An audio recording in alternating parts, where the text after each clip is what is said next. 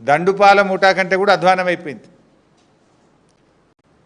ప్రతి దాంట్లో కొట్లాట్లే. మనం ఇది ఓపెన్గానే చూస్తున్నాం కదా. గత కొద్ది రోజులుగా ఈ మంత్రి ఆ మంత్రిని, ఆ మంత్రి ఈ మంత్రిని, పోస్టింగ్ల కోసం ఒక మంత్రి అలిగిండని, కమిషన్లు రాలేదని ఒక మంత్రి అలిగిండని, కాంట్రాక్ట్ల కోసం మంత్రుల మధ్య తగాదా, వాటాల పంపిణీలో మంత్రుల మధ్య తగాదా, తనుకోవడానికే సరిపోయింది. ఇలా ఈవెన్ ఆ మంత్రులే ఇలా పరిస్థితి ఏంటంటే అతుకుల బొంత అయిపోయింది గవర్నమెంట్. అతుకుల బొంతగా ఉన్న ఈ ప్రభుత్వంలో ఎప్పుడు ఏం జరుగుతుందో అన్నట్టు స్వయంగా మంత్రులే మాట్లాడుకుంటున్నారు, కాంగ్రెస్ శాసనసభ్యులే మాట్లాడుకుంటున్నారు. ఇక పరిస్థితి ఎట్లయిపోయిందంటే దీపం ఉండంగానే ఇల్లు చక్కబెట్టుకోవాలి అనే ఉద్దేశంతో ఇలా అందిన కాడికి ఎవరికి అందిన కాడికి వాళ్ళు దోచుకోవడం మీద దోపిడికి ఇవాళ తెగబడ్డటువంటి పరిస్థితి రాష్ట్రంలో కనబడతా ఉంది.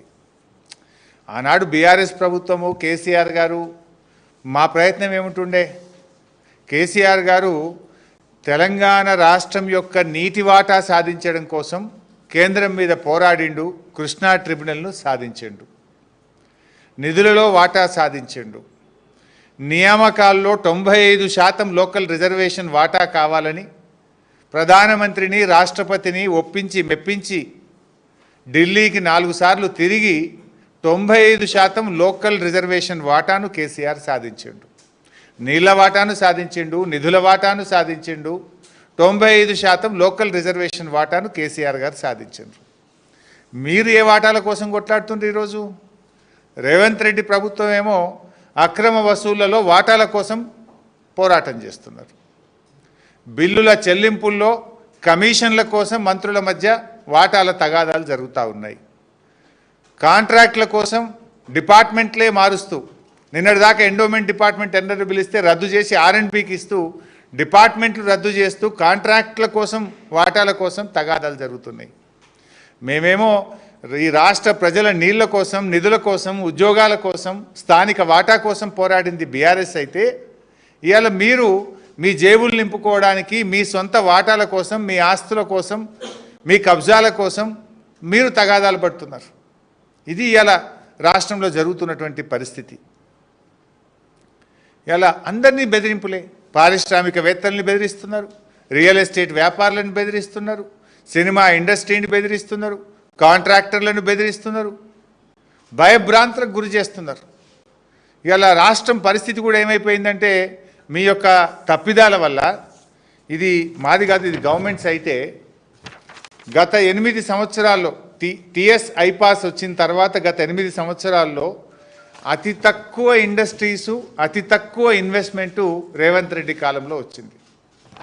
2024-25 సంవత్సరంలో కేవలం 2049 ఇండస్ట్రీలు, 50,000 కోట్ల పెట్టుబడులు మాత్రమే వచ్చాయి. ఎవర్ లోయెస్ట్, టీఎస్ ఐపాస్ ఏర్పడ్డ తర్వాత ever lowest investment in the state of Telangana. అతి తక్కువ పరిశ్రమలు, అతి తక్కువ ఇన్వెస్ట్మెంటు. ఇది మీ ఘనకార్యం. ఇప్పుడు ఆనాడు బీఆర్ఎస్ ప్రభుత్వము, కేసీఆర్ గారు, కేటీఆర్ గారు, మేము ఆ రోజు పారిశ్రామికవేత్తలకు రెడ్ కార్పెట్ వేశాం. టీఎస్ ఐపాస్ తీసుకొచ్చి సింగిల్ విండో విధానంలో అనుమతులు తెచ్చాం. దేశానికి మార్గదర్శకంగా నిలిపి ఈ రాష్ట్రాన్ని ఇన్వెస్ట్మెంట్లకు నిలయంగా మార్చాం. పెద్ద ఎత్తున నిరుద్యోగ యువతకు ఉపాధి ఉద్యోగ అవకాశాలు కల్పించాం. కానీ మీరేం చేస్తున్నారు? వ్యాపారవేత్తలకు తుపాకులు పెడుతున్నారు. మీరు రేవంత్ రెడ్డి గారు ఇవాళ గన్ కల్చర్ని తీసుకొచ్చారు రాష్ట్రంలో. మీరేమో వ్యాపారవేత్తలకు తుపాకులు పెట్టి అక్రమ వసూళ్లకు మీరు పాల్పడుతున్నారు.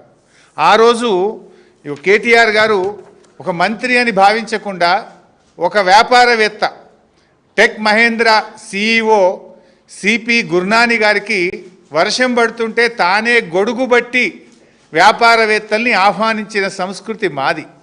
ఈ రాష్ట్రంలో పెట్టుబడులు రావాలని వచ్చినటువంటి పెట్టుబడిదారులకు రెడ్ కార్పెట్ వేసి వర్షం పడితే గొడుగు బట్టి పెట్టుబడులు తెచ్చిన సంస్కృతి మాదైతే, తుపాకులు పెట్టి వసూళ్లు చేస్తున్న సంస్కృతి మీది. ఈ ఆడికేలు వస్తాయి ఇన్వెస్ట్మెంట్స్. అందుకే ఈరోజు రాష్ట్రంలో పెట్టుబడులు తగ్గిపోయినాయి. గత సంవత్సరంలో ఇండస్ట్రీస్ సంఖ్య తగ్గిపోయినటువంటి పరిస్థితి ఉంది ఈరోజు ఈ రాష్ట్రంలో. అంటే ఇంత దుర్మార్గంగా ఈరోజు మారిపోతూ ఉంది. ఇది ఇంకోటి, ఇది మేం చెప్తున్నది కూడా కాదు కదా, నేను స్వయంగా ఒక మంత్రి గారి కుమార్తెనే స్పష్టంగా చెప్పాను.